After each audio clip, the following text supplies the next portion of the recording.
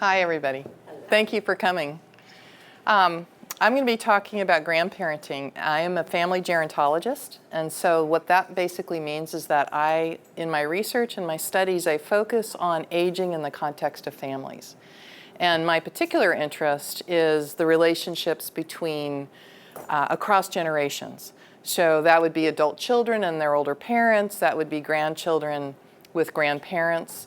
And I particularly am interested in what are called intergenerational transmissions. So what gets passed on from generation to generation. So some of my earlier research is focused on, my very first research actually, I interviewed older Armenian American women whose parents were genocide survivors, and I talked to them about the transmission of culture across generations when such a horrific event has happened.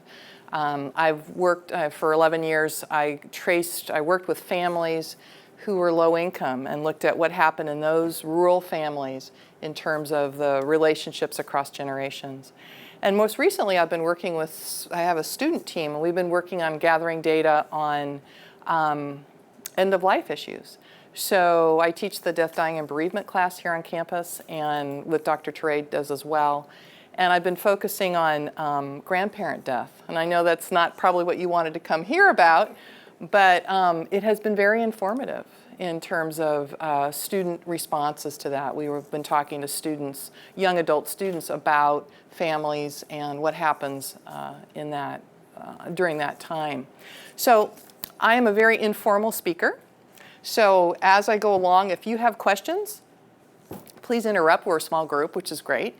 So feel free to share with me some things that you're thinking about or experiences, or you can just choose not to say anything at all, and that's fine also. But one of the things that I usually do, in these kinds of forums, I basically feel like this is my classroom. So what I usually do when I'm presenting these topics is I ask people to think about their personal experiences. Because when you talk about family issues, everybody has their family experience. And what I find in talking to students is that they basically say, they say, well, this is how families are. And I'll say, wait a minute, that's how your family is.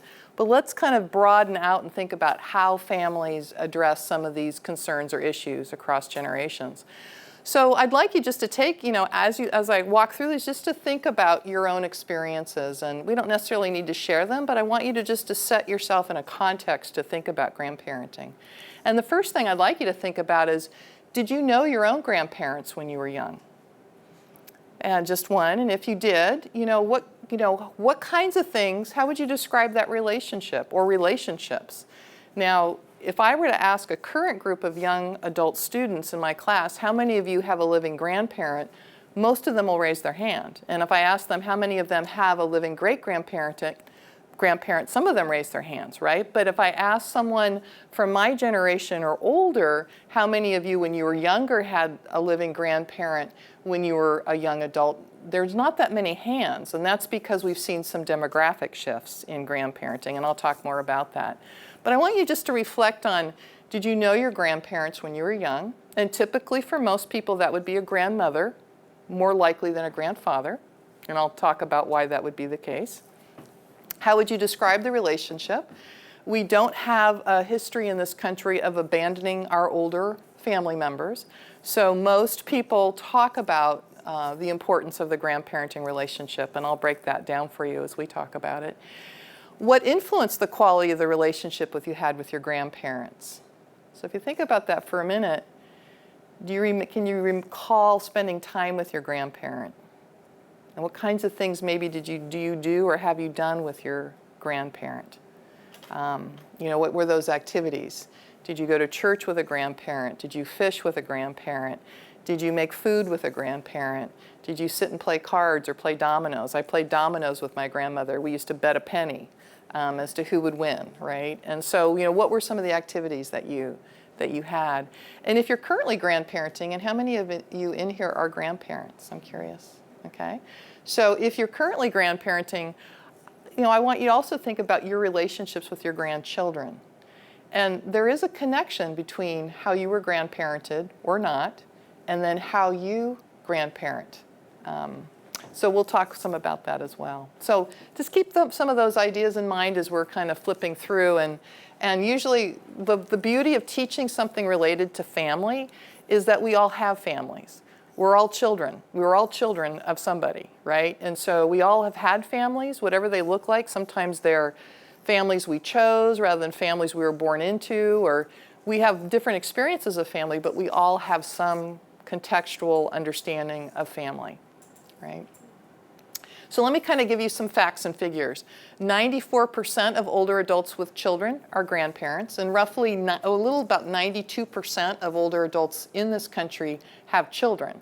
So the thing that you need to realize is that we have a population of older adults that have never had children, either by choice or by circumstance. And that population is actually growing. We have more people that are choosing not to have children. And so that has implications, obviously, for the grandparenting role in mid to later life.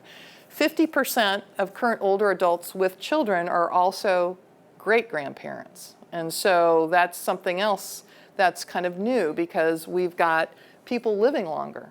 So we have more possibilities of 4-generation families, not just 3-generation families in existence.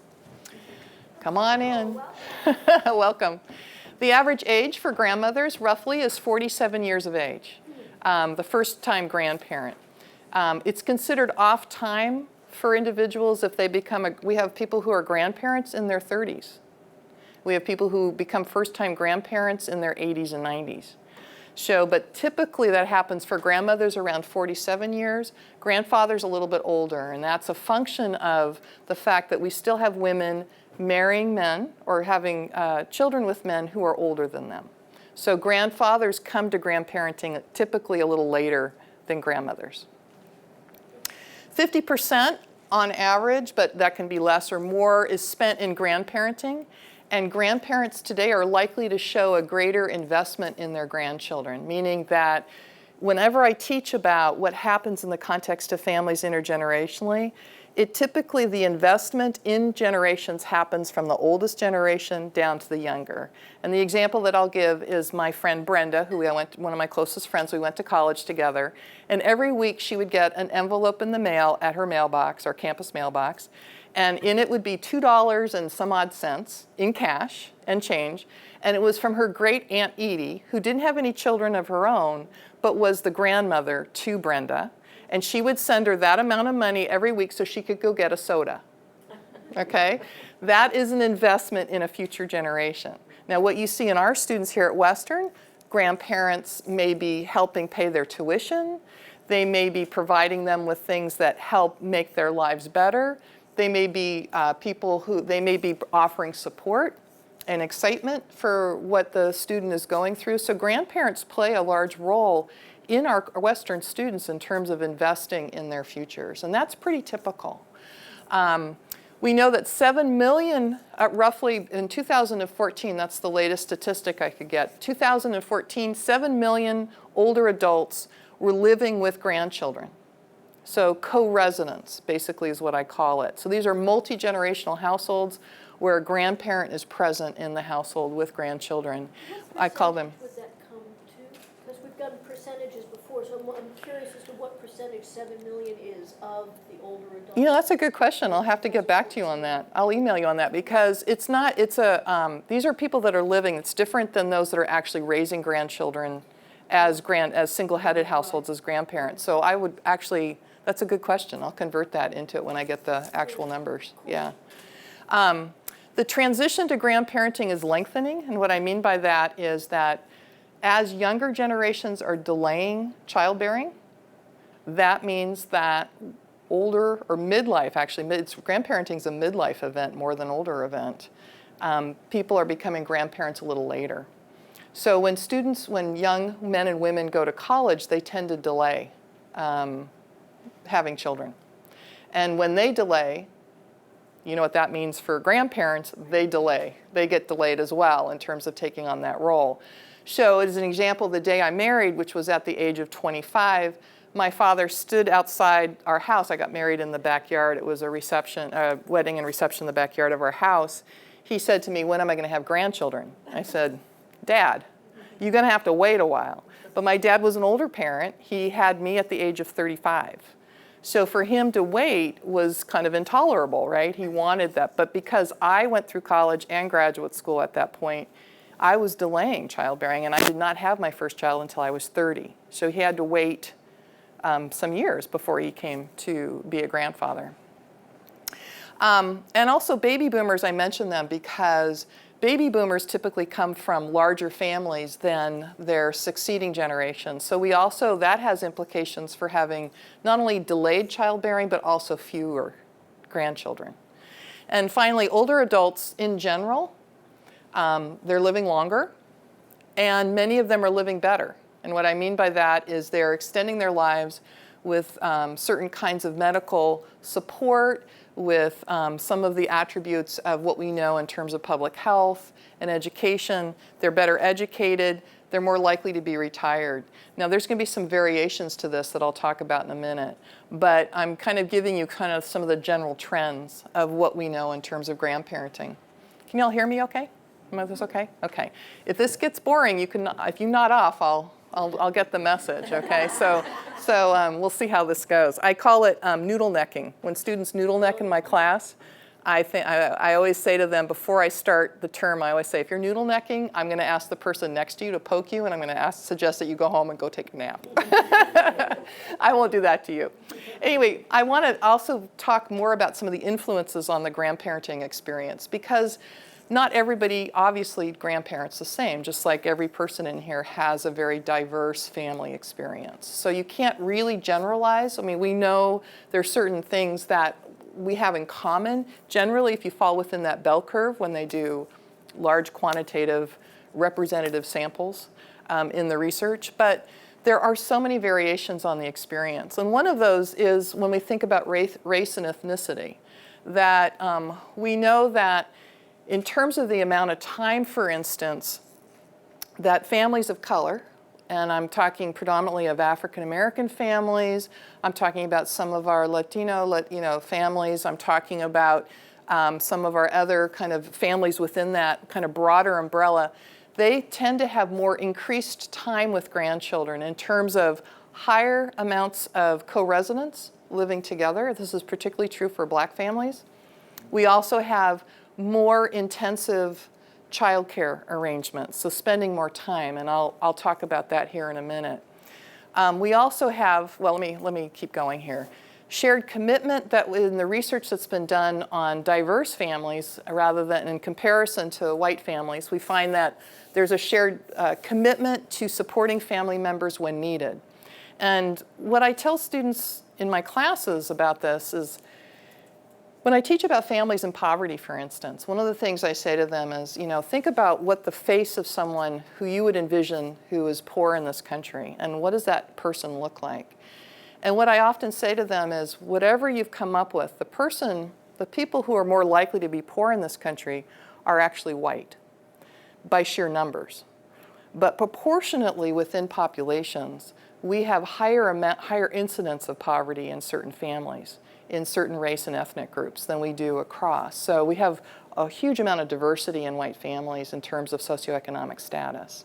But socioeconomic status, when we talk about family experiences like grandparenting or parenting, socioeconomic status, in my opinion, affects family behavior, family ritual, family activities more than anything else. So I talk about race and ethnicity variations, but shared commitment to support family members when needed. If you have a larger proportion of a population that has some socioeconomic constraints, then that's going to shape family behavior and family experience.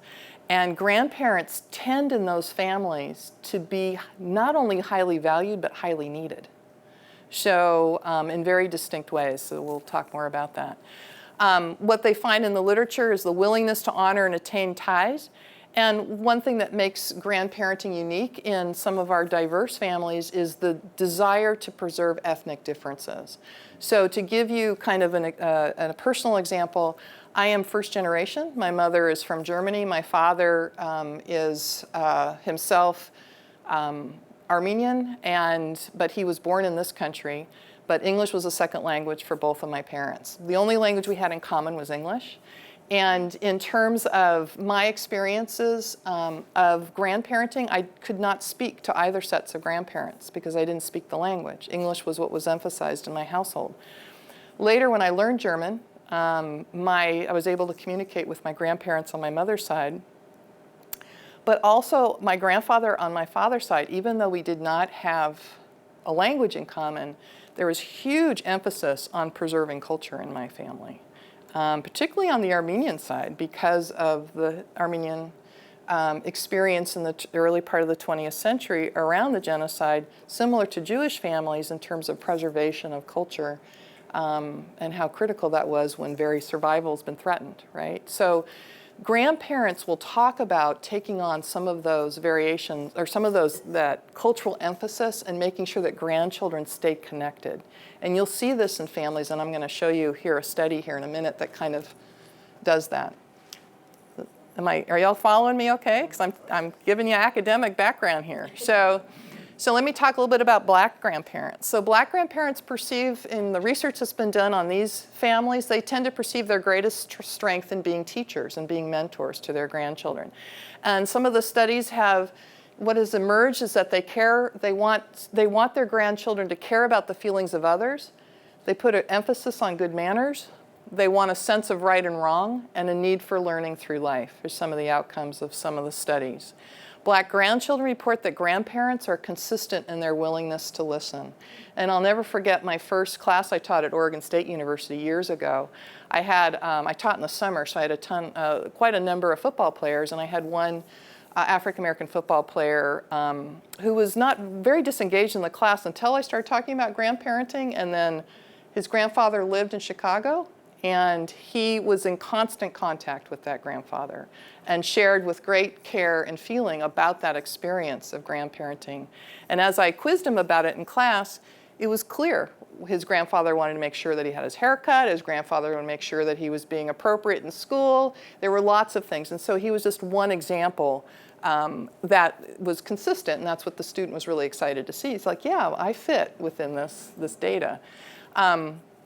We know that Black grandparents have twice the devotion of time with their grandchildren. 72% spend 5 hours or more versus 30% of white grandparents spending that amount of time, 5 hours or more. Now, part of that is the function of the emphasis on the older generation, valuing it, and part of it's a function of the need in some of these families for, they have mother-headed households and grandmother-headed households, and the need for childcare because childcare is expensive. Hispanic families have more multi-generational families. They report higher satisfaction with relating to grandchildren, and they have more contact.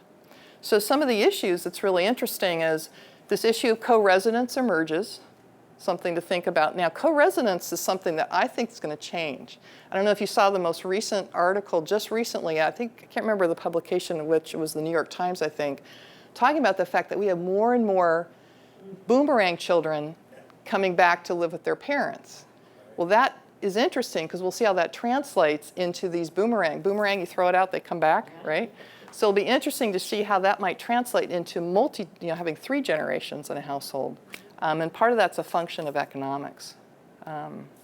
So English language can be an issue in terms of grandparents speaking English or not, depending on the roots of these families. Acculturation. There's some variation in the literature around what happens when you have a grandparent who doesn't speak a language or comes from a different culture, like some East Asian families that we have. They come and they have expectations about how older adults are treated in their culture, and suddenly they get to the United States and their grandchildren are treating them in the way that they expected them to be treated. So we've got some issues there. This focus on family. Some cultures really put a premium on the group process and identity. So if someone has, well, I'll give you a great example. When I started here at Western years ago as the director of the Career Center, I had a student who came to me and she got a really good job offer, but it was out of state.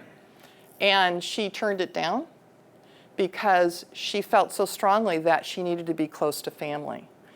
And the emphasis in her family, she was not trying to remember her racial or ethnic background, but she was not white. She talked about the fact that everybody had, the emphasis in her family was that everybody did the best for the group, not on the individual promotion of her career. And so that's pretty typical in some families. So people will forego, like I saw this in Appalachia a lot where I was for 10 years, families would forego some opportunities to stay close and tight to one another because of the intricate ways that they helped each other and served each other's needs. And so you'll see some variation there that I just want to mention. This is just a quick little study just to give you an example. Grandmothers, this is a study that was done on Apache grandmothers. So this is an American Indian study that was done, and grandmothers, what she found in studying this is that grandmothers were extremely important in these Apache families that she observed and interviewed and talked with. And she found that grandmothers' ultimate responsibility, had the ultimate responsibility for family well-being, and they had also culturally a major status on being an honored elder. And so the role of being an older adult was really valued, and so the role of being a grandparent and an older adult within the cultural context was seen as having high status, if that makes sense. So that meant that it was a role that was valued. It was really important, not just by the individual, but by the community, the culture. And so, but also within the context of this study, grandmothers were also greatly needed because, as you know, and this was done on reservation, there's a lot of poverty and some other kinds of issues that are happening for families in terms of alcoholism and drugs and also that employment is very high unemployment rates. So grandmothers were actually really important to help relieve economic stress and were really involved in what was called the informal economy. They were doing a lot of things that they were getting money for that was essential for their family's well-being. And so when you compare these roles, what she found is that in these Apache families, the grandmother was really the parental substitute because a lot of that middle generation wasn't able to parent. Whereas comparing that to the more typical grandparent role in families that are white families, for instance, out in the community, they tend to be more spoilers. So what I mean by that, like for instance, when I was pregnant with my first child, my parents were in the Bay Area, where I'm from, and I couldn't tell them directly, so I sent some gifts with a friend. They opened them up, and my dad's gift was Grandpa, the mean spoiling machine, right? And so that was the way I kind of announced that I was pregnant. And that's kind of how we think about grandparenting in kind of our dominant culture thinks about grandparenting. We spoil them, and then eventually we just give them back, right? And then we take them, and then we give them back. So grandmothers are important across cultures. But in these situations, grandmothers are very important. They're essential to the family survival. Emphasis typically on individual households, but in these Apache households, very strongly interdependent. And finally, economic security versus economic insecurity will influence these grandparent roles. So anyway, I just want to kind of give you a little bit to think about. Another kind of interesting influence on grandparenting is just some of the stuff that I'll just tell you that has a developmental context. And what I mean by that is kind of what happens to grandparenting as grandparents get older, as adult children get older, and as grandchildren get older. So one of the things that I do with my students, and they get tired of this, but I talk about the Lifecourse the Lifecourse perspective that I teach from and I do my research from, that when we start as a child, we walk across our life course. And as we walk across our life course, we have people that are part of our convoy. So if you think about a convoy, you think of like naval ships, or you think about trucks going down the road. So if you think about it, who's a part of your convoy when you start, and who travels with you across your convoy, right, over time? And so who do you start with as a baby? Who is your convoy? Your parents, right? Your grandparents, if they're alive, and they travel with you. Your siblings. And I say to the students, now, who's going to be with you the longest on your convoy? And it's going to be your siblings, right? But in terms of parents, a parent, parents, grandparents, a primary caregiver, they travel with you at some point. What we're finding is that this relationship between you and the parent as you move forward and you and the grandparent is influenced by the quality of these relationships and how you travel across the life course together, right? So my relationship with my mother, if it's pretty good and pretty strong, that's going to influence my relationship as a granddaughter to my grandmother and my grandfather, right? So what I'm talking about is the ties are stronger if the parent-grandparent tie is strong. So if mom is close to grandma, if the adult child and the grandmother or the grandfather are close, then chances are that grandchild will be close also, okay? Adult child's need for support, and we say instrumental, that's like if they need help with childcare, they need help running errands. And emotional support are central to tapping into grandparent aid. So when an adult child needs something, that's grandparents typically will respond. And that influences the grandchild, right? The norm of non-interference is pretty typical in the majority grandparenting in this country, which is I will be supportive, I'll be in the bleachers cheering you on, but ultimately it's the relationship between the adult child and the parent, right? So I'm not going to interfere too much. Now, there's some variations in that, and there also can be some tensions in how that emerges that I can certainly talk about. So for instance, there's a bind. You're available to help children as a grandparent, help your grandchildren or help your children with the child, but there might be limits in terms of how much you can actually do around ideas of child rearing. So I remember interviewing this young woman in West Virginia. I asked her about her relationship with her mom. She says it's a great relationship, except I get really angry at her because she feeds my child candy, and I told her I don't want my child to have candy. I want, or she does these things to my child. She spanks my child. I don't want my child spanked. So, but she was dependent on her mother for childcare, right? So it created tension in that relationship. So this is kind of this bind that can exist for grandparents and their adult children regarding a grandchild. We know that the early relationships influences the later relationships. So the most central tie in families is actually the mother-daughter relationship. That's the one that's actually shown in the research to be the closest relationships, but also has the potential for the most tension. So if you're a mother-daughter in here, and I know I've got a couple, I just want to warn you, but that relationship has the potential for a lot. But if you have a close relationship, like I said, with your mother, chances are that will continue.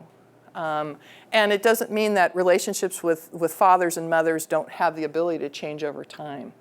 But it doesn't mean, we know that they're fairly close actually in later life. It doesn't mean that miraculously that relationship's going to get better without some work at it. Okay, so there's, and all this influences the grandchild relationship. We know that there's changing context for the grandparents. So it's interesting to think about. Grandparents come to a certain age, so becoming a grandparent for the first time at age 86 versus becoming a grandparent for the first time at age 36, it's be very different experiences, right? So at 36, you're going to be on the ground probably. You will probably be much more active with that grandchild than maybe you would be at 86. Your activities would be shaped differently. There could be lots of differences depending on the age at which you come and also the health of the grandparent. And that's why the literature suggests that grandfathers are not as involved with grandchildren as grandmothers, but in part that's a function of age, right? Because there's usually an age gap between an older man and a younger woman marrying here, and then that has implications for grandparenting down the road. With grandparents increasing age, there's some kind of interesting outcomes for grandchildren, and I see this in our gerontology program. So many of our students choose to major in gerontology because they had a wonderful or have a wonderful relationship with a grandparent. And we just had our end of the year awards last week. And the Gero students that were getting awards, I counted at least 6 of them that brought grandparents with them to the event. And that's not typical. So I was meeting a ton of grandparents, which of course, those are my people. I loved it. But that's unusual, right? But that's what often brings these students into wanting to study aging, is they've had this really wonderful relationship with a grandfather or a grandmother. But with grandparent age increasing, grandchildren can experience caregiving. They can experience the provision of emotional support. As they get older, they realize, oh, I can support my grandparent as they have supported me. They learn about ways of coping with life's things that emerge. Watching a grandparent go through grief and bereavement is instructive for a grandchild in terms of how something is handled. Meaning of life, how grandparents developmentally are more likely to have more experience, obviously, to reflect on. And as they share things that are important to them and priorities, that influences grandchildren, and they talk about that. And we know grandparents report that their mental health, their well-being is influenced by how much support is given to them by grandchildren. So grandchildren mean a lot. I'm probably not telling you anything you don't already know, but I'm substantiating it, right, through the research. So that should be helpful. Adult grandchildren, which is a population I've been studying a lot lately. I have a number of undergraduate students that have been part of a research team with me. We just got an article published, accepted just the other day, on grandparenting and what adult grandchildren expect. Think those of you who have grandchildren that are in their 20s, for instance, they see grandparents as a buffer for their parents. So if their parents are driving them nuts, which might happen through adolescence, grandparents can be their saving grace. And there are definitely examples of young adult or adolescent grandchildren, for instance, that have gone to live with a grandparent so they get out of the house with their parent. And we just had an example actually in Philomath I read in the paper. A young man was not doing well in South Salem, was flunking classes. He went to live with his grandparents in Philomath, and he's thriving in high school and graduating and doing all kinds of stuff. So the influence, the change in environment really helped him, and the support of grandparents. Adult grandchildren expect the valuing of the relationship. They expect their grandparents to want to spend time with them, and they also want to spend time with grandchildren. And I told the folks at Capitol Manor, I have 2 people here from Capitol Manor, I told the folks at Capitol Manor when I lectured on family relationships not too long ago, and I was talking about the study on the grandparent death, we got information from over 420 students here at Western about the death of someone important in their lives, and we had over 150 report on a death of a grandparent. And one of the biggest things that they said in my analysis was, I wish I had done more to spend time with them. I regret that. I feel guilty that I didn't give back as much as I would have wanted to. And grandparents are deeply missed. And that I don't know if that gets communicated as well. Grandparents are seen as role models. They also talk about grandparents as being financial advisors, which is interesting given these times, right? So think about all the students and young adults that you know that are struggling with college debt, that don't really know how to manage money, And in the case of my parents, it took us 8 years to put an addition on our house because they paid as they went, right? They didn't charge anything. So this is a whole different way of managing money that a lot of younger adults don't understand, right? And so grandparents can be financial advisors, and they talk about this in the literature. So is this of interest to you? Do you have any questions so far? Is it kind of expanding your understanding a little bit of grandparenting? A little bit? So when we say things that are normative, so what's most typical? Depends. We obviously know that grandparenting depends on the actions of the children. So if your children decide that they don't want children, then you're out of luck, right? Or you're going to go and adopt some young people to be your grandchildren, which happens. I'm going to have fictive grandparent. Fictive is the word we use in family literature. Those are people that you consider family that aren't related to you biologically. We have lots of examples of that.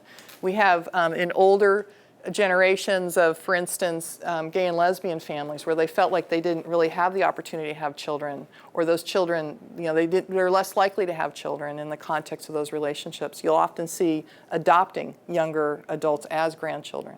They call families we choose. You'll see in some of the Native American work that I've looked at, there are lots of parents that are absent in certain cases, and so these older adults will adopt grandchildren because they're so want to have their culture and the language known to be able to pass on to future generations. 70% of those born in 2000 can expect to have at least one grandparent alive when that grandchild is 30 years old. It's pretty remarkable. A lot of transitions happen in 30 years. Most, like I said, become grandparents in their mid to late 40s. It's delayed for those whose adult children obviously are in higher education. And an off-time event are those that become grandparents before they're 40 or after they're 60. So out of that bell curve, those here. And I'll tell you one example, and I'm going to be aware of time here because I know I'm losing time here. But one of the things that I'll just say is that I had a student who said that her grandmother would not let her call her grandmother. And she offered this in a class of 100. This is the last institution where I worked at. And I said, why? And she said, because my mom had me when she was 14. And so she was in her early 30s, and she did not see herself as a grandmother. She wouldn't let me call her grandmother. She was not interested in that role. And so the grandmother at that age was unprepared for the role. It was considered an off-time event. And also the context probably in which the pregnancy and the birth happened caused stress to the family. So that shaped that grandparenting experience.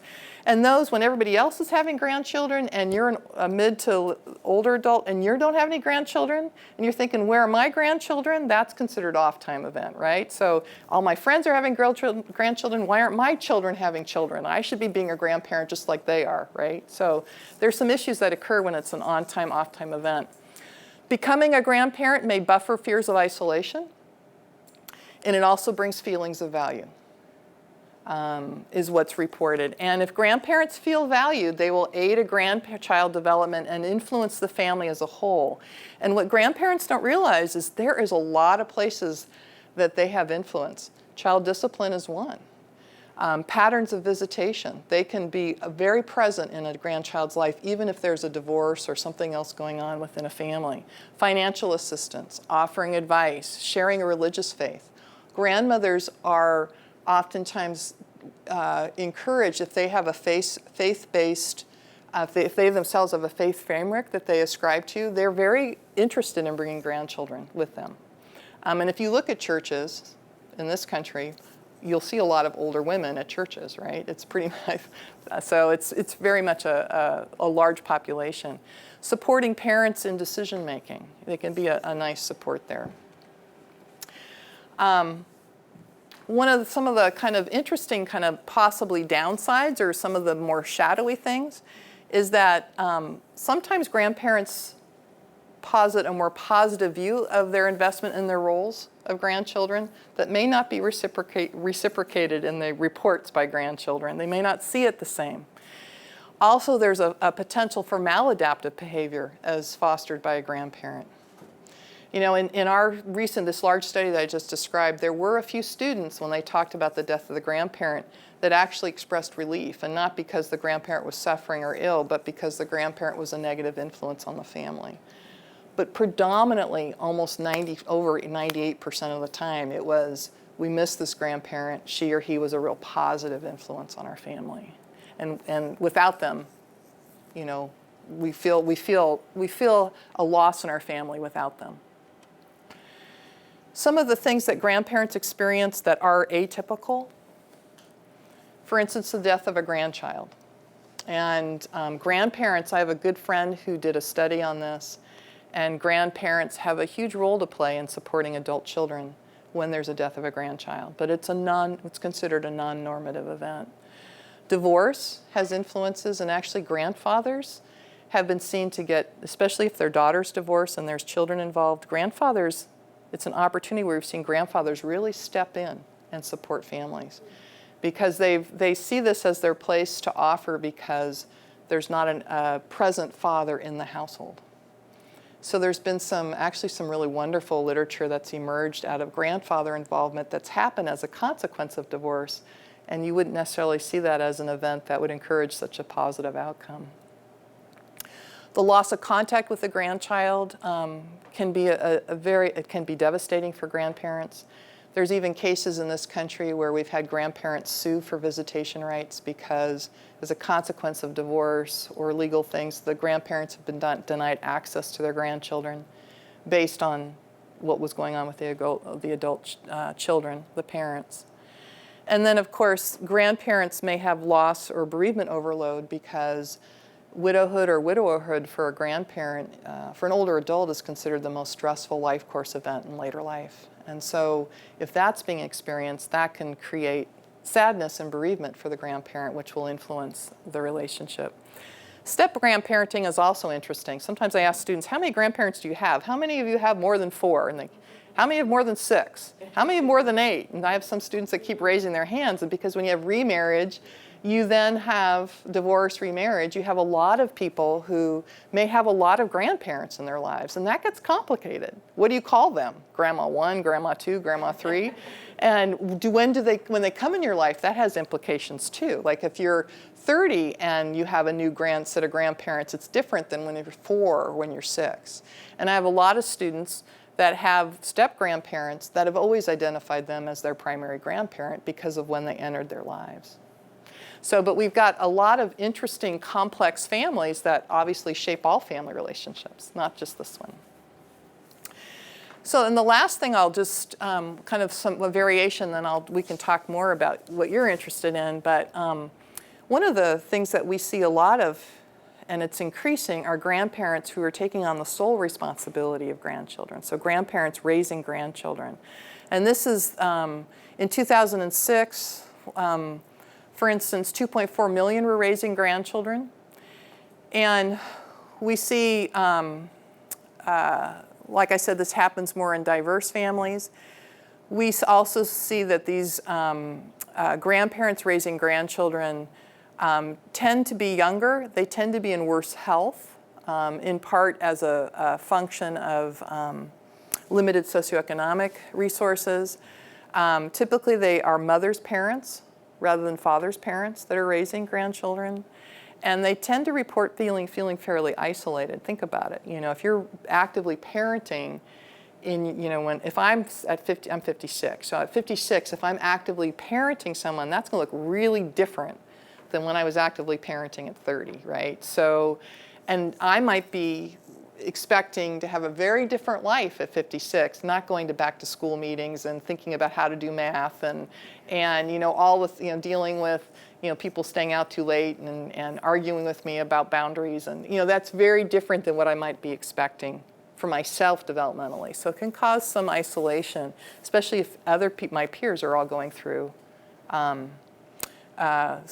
experiences where their families have been launched and they have more typical grandparenting, grandchildren relationships. Interesting, they tend again to be poor, and part of that's a function of vulnerable families. So, because the reason that grandparents will come to raise grandchildren is it might be that parents, their adult children, are unable to do that. There might be poverty, there might be drug addictions, incarceration. Another interesting that I don't really have listed here, but it might be military deployment. So it might be that you might have the case of people being deployed on military missions, and so grandparents have to step in on a temporary basis to raise grandchildren. Can you go back one slide? There was a curious thing at the end that said raising boys. Yeah, there's more boys that are present in these families than girls. And has there been a discovery of a reason?